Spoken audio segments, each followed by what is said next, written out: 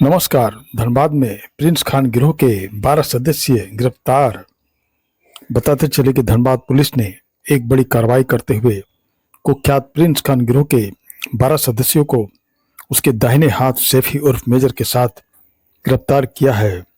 यह कार्रवाई शहर के व्यापारियों को लगातार मिल रही धमकियों के बाद की गई। पुलिस ने गिरोह के नेटवर्क, सूटों और हथियार सप्लाई चेन पर एक साथ छापेमारी की।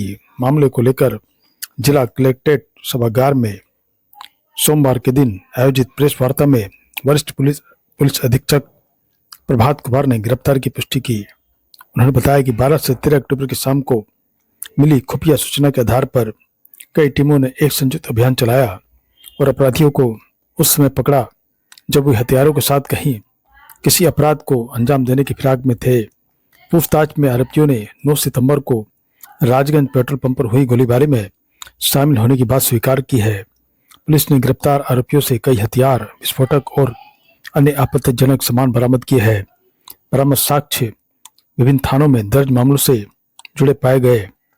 एसएसपी प्रभात कुमार ने कहा और कि गिरोह के राज्य के अलग अलग जिलों में भी डॉक्टर्स हैं, कुछ ऐसे व्यवसायी को गिरफ्तारी तक जो भगोड़ा अपराधी प्रिंस खान और उसका गुर्गा है मेजर सैफी उर्फ मेजर और उसके अन्य जो गुर्गे हैं उसके द्वारा कॉल करके रंगदारी मांगी जा रही थी और रंगदारी नहीं देने पर गोली मार देने की, मर्डर कर देने की, परिवार के सदस्यों को मार देने की लगातार धमकी दी जा रही थी।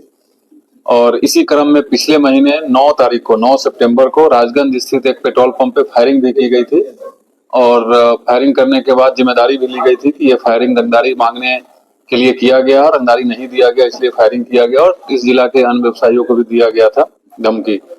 तो इसके लिए एक विशेष टीम का गठन किया गया था जिसमें हमारे ग्रामीण एसपी साहब, सिटी एसपी साहब और अलग अलग क्षेत्र के तमाम डीएसपी साहब लोग लगे हुए थे और टीम के द्वारा बहुत बढ़िया कार्रवाई करते हुए कुल 12 लोगों को गिरफ्तार किया गया है, जिसमें धमकी देने वाले हैं, विभिन्न व्यवसायियों का मोबाइल नंबर को जुगाड़ करके अपराधी तक पहुंचाना, पैसे उगाही करके अपराधी तक पहुंचाना, शूटर का व्यवस्था करना, हथियार का व्यवस्था करना, चोरी की बाइक का व्यवस्था करना इत्यादि करने वाले भी इसमें शामिल है उस 12 में।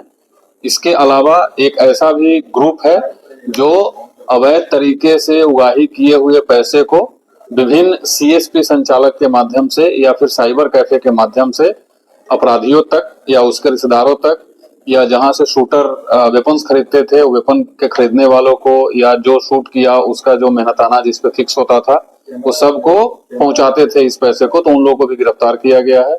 कुल 12 लोगों की गिरफ्तारी हुई है और हथियार में जैसा आप देखे हैं एक देसी पिस्टल, एक कट्टा, 3 जिंदा गोली, 2 देसी बम, नगद 31,970 रुपए, 2 मोटरसाइकिल जिसमें एक पल्सर मोटरसाइकिल जो राजगंज वाले फायरिंग में इस्तेमाल हुआ था वो मोटरसाइकिल और सभी के पास से जो स्मार्टफोन्स मिले हैं उसकी संख्या अभी 7 है। इतना सामान जब्त हुआ है और इस पूरे ऑपरेशन के क्रम में 3 अलग अलग जगह पर एफआईआर हुआ है। बैंक मोड़ थाना अंतर्गत जो भगोड़ा अपराधी प्रिंस खान का घर है उस पर ये लोग हथियार और बम छुपा के रखे थे, तो वो भी टीम के सदस्य के द्वारा रिकवरी कराया गया है। तो उसके एवज में वहाँ एक केस हुआ है, एक खतरास थाना में केस हुआ है, एक रिकवरी राजगंज से हुई है, वहाँ एक कांड दर्ज किया गया है और पहले से राजगंज में जो फायरिंग हुई थी 9 सितंबर को वहाँ जो कांड दर्ज था। तो इस अलग अलग कांड में जैसे जैसे जो संलिप्त है उनको गिरफ्तार करके भेजा जा रहा है। और यहाँ ये शूटिंग कराने में जो भगोड़ा अपराधी प्रिंस खान है और उसका गुर्गा सैफी उर्फ अब्बास है, ये लोग सब मिल करके और राज्य के अलग अलग जगहों से शूटर का इंतजाम करते हैं। धनबाद में आजकल जो जमशेदपुर का भानु माझी गिरोह है उसके शूटर सक्रिय हैं। ये लोग जो राजगंज में फायरिंग किए थे ये पहले भी आए थे फायरिंग करने लेकिन किसी कारणवश सफल नहीं हुए और धनबाद में पिछले 3-4 दिन से होने की सक्रिय होने की सूचना भी हम लोगों को मिल रही थी। इसके लिए पुलिस लगातार हर जगह सूचना के आधार पर छापेमारी कर रही थी। तो भानु माझी गिरोह के भी 4 सदस्य पकड़ाए हैं, इसमें उनके निशानदेही पे हथियार भी मिला है। अभी भानु माझी फरार है लेकिन उसकी भी इधर होने की सूचना है। हम लोग उस पर भी हमारी टीम जो स्पेशल टीम है एक लगी हुई है, हम लोग कोशिश करेंगे कि वो भी जल्द से जल्द गिरफ्तार हो जाए। और अभी एज ऑफ नाउ इतना ही है। इससे जो सीएसपी संचालक हैं उनको भी गिरफ्तार करके जेल भेजा जा रहा है, साइबर कैफे ओनर है उनको भी भेजा जा रहा है। आगे भी विधि सम्मत कार्रवाई करेंगे और मैं आपके माध्यम से ये लोगों को आगाह करना चाहता हूँ कि जो भी अगर इस धंधा में शामिल होंगे, चाहे वो साइबर कैफे ओनर हो, सीएसपी संचालक हो, अगर ये अवैध तरीके से रंगदारी का उठाए हुए पैसा को खपाने की कोशिश करेंगे हम लोग सभी को विधि सम्मत कार्रवाई करते हुए कड़ी से कड़ी सजा दिलाने का प्रयास करेंगे। इसमें जो सीएसपी संचालक या फिर साइबर कैफे के संचालक हैं, बिल्कुल जैसा मैंने बताया वो सब अलग से तरफ पैसे वो लोग लेते थे। यहाँ पे चल रहा है सर, कैसे डिटेक्ट करेंगे कौन कौन उसके नेटवर्क से जुड़ा हुआ कौन सा? नहीं बिल्कुल, हम लोगों के पास वो तंत्र है, हम लोगों के पास वो व्यवस्था है जिसे पता चल जाएगा। उसी व्यवस्था और उसी तंत्र के सहारे ही आज 12 लोग गिरफ्तार हुए। कहाँ से इसको पकड़ने के लिए क्या किया जाए? जो विधि सम्मत कार्रवाई हम लोग सब कर रहे हैं, जब वो भी पकड़ाएगा वो भी आपको बताया जाएगा। एक थोड़ा हटके सवाल सर, मीडिया में बातें चल रही है कि जो जमशेदपुर से गिरफ्तारी हुई है पूरा फिल्मी स्टाइल में हुआ है सर, थोड़ा घटना का विवरण कर देंगे तो अच्छा रहेगा। नहीं अब पुलिस का एक ही स्टाइल होता है, पुलिस स्टाइल। हम लोग सूचना के आधार पे हमारी टीम वहां गई थी, जहां वो मिला वहां से उसको दबोच करके लाया गया है। That's it. कितने पैसे का ट्रांसफर हुआ कुछ?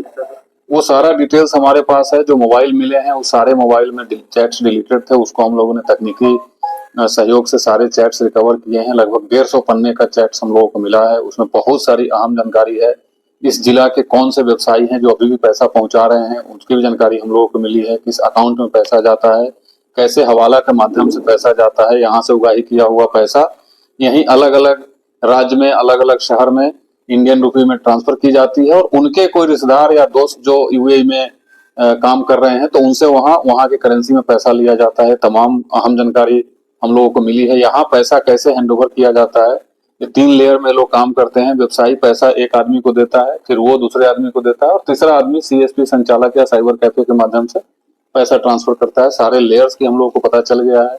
कौन पैसा कलेक्ट कर रहे हैं वो भी गिरफ्तार हुए हैं। जो साइबर कैफे में या सीएसपी संचालक के माध्यम से पैसा ट्रांसफर करते हैं वो भी गिरफ्तार हुए हैं। जो क्रिमिनल्स हैं वो भी गिरफ्तार हुए हैं। जो बैंक मोड़ थाना अंतर्गत एक जगह का एक अफरीदी नाम का लड़का है, वो शूटर और लॉजिस्टिक्स मुहैया कराना उसका काम है।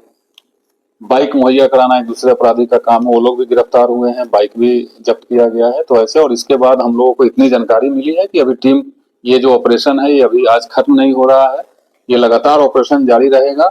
और उस गिरोह से जुड़े हुए एक एक अपराध कर्मी, चाहे वो किसी भी रूप में जुड़े हुए हों, किसी को बख्शा नहीं जाएगा। चाहे वो पैसा पहुंचाने का काम करते हो, पैसा ट्रांसफर करने का काम करते हो, पैसा कैरी करने का काम करते हो। और मैं आपके माध्यम से वंस अगेन इस जिला के सभी व्यवसायियों से भी अनुरोध करता हूं कि बिल्कुल डरे नहीं, और अपराधियों को अगर आप पैसा देते हैं जिससे गैरकानूनी काम होता है तो आप भी फिर गैरकानूनी काम में सुसंगत धाराओं में आपके ऊपर भी एफआईआर करके जेल भेजा जाएगा। ये कंप्लीट देशद्रोह का काम है, ये बिल्कुल नहीं करे। हमारी एक स्पेशल टीम बनी हुई है। A to Z नेटवर्क का हम लोग को पता चल गया है। सब लोग जो भी संलिप्त होंगे कार्रवाई की जाएगी। जो 9 लोग गिरफ्तार हुए थे, क्या उससे भी जुड़ा हुआ है? सब एक ही गिरोह है, सब एक दूसरे से कनेक्ट। कहाँ था सर, ये लोग रहते कहाँ?